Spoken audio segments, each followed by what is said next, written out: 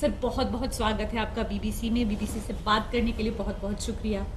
Sir आपकी जो film है अब तक 56 उसके बारे में कुछ बताइए। वही है, वो बंदा अभी बूढ़ा हो गया है। डिपार्टमेंट में उसको जो दिया है बदले में, उसने अपनी ज़िंदगी न्यौछावर कर दी थी।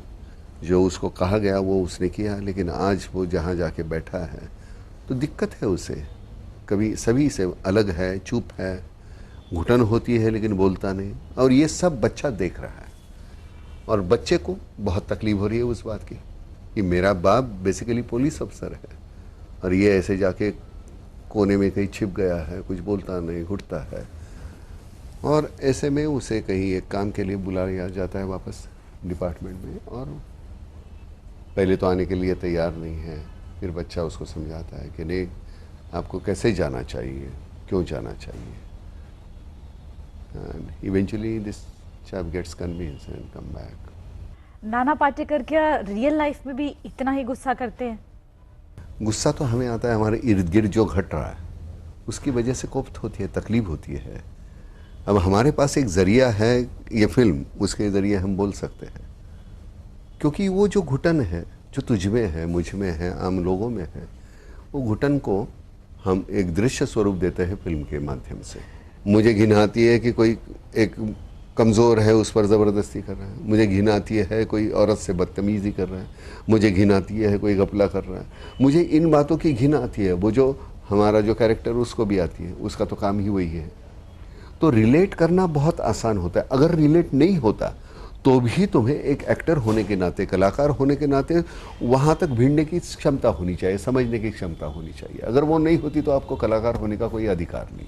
थिएटर के बारे में, थिएटर के बैकग्राउंड मैं वैसे तो अव्वल तो मैं फिल्मों में आना ही नहीं चाहता था। मैं थिएटर से बड़ा खुश था। स्मिता पाटिल की वजह से मैं फिल्मों में आया।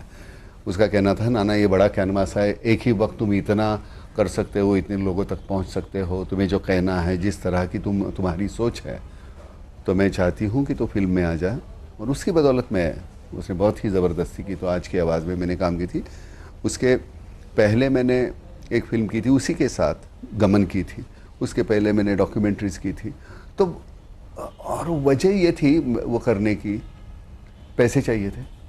आपके कुछ फेवरेट डायलॉग्स या जो डायलॉग्स आपको अब तक याद हो आप ही की फिल्मों से?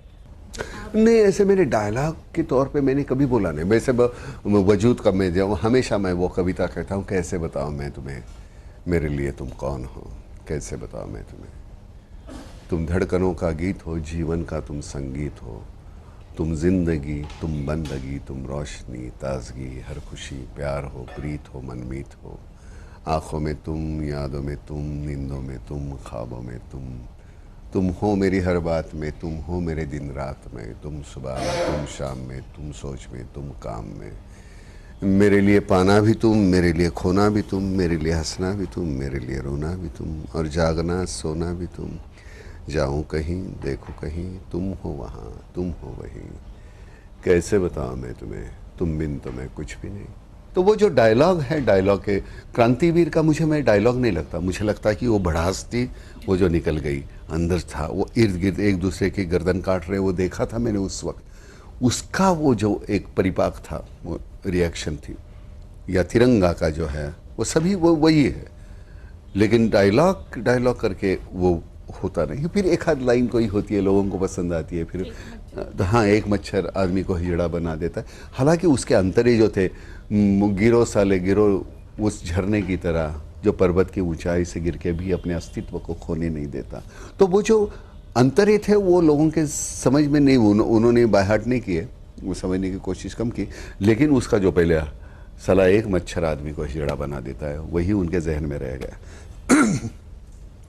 है अच्छा है, एक इतना बड़ा माध्यम है, उसके ज़रिए हम इतना कुछ कह सकते हैं। और क्या चाहिए भगवान को? और परेशान नहीं करना, मुझे ये दे, मुझे ये दे, मुझे ये दे। सब कुछ दिया है, और क्या चाहिए? इतना लोग प्यार करते हैं, किसको मिलता है?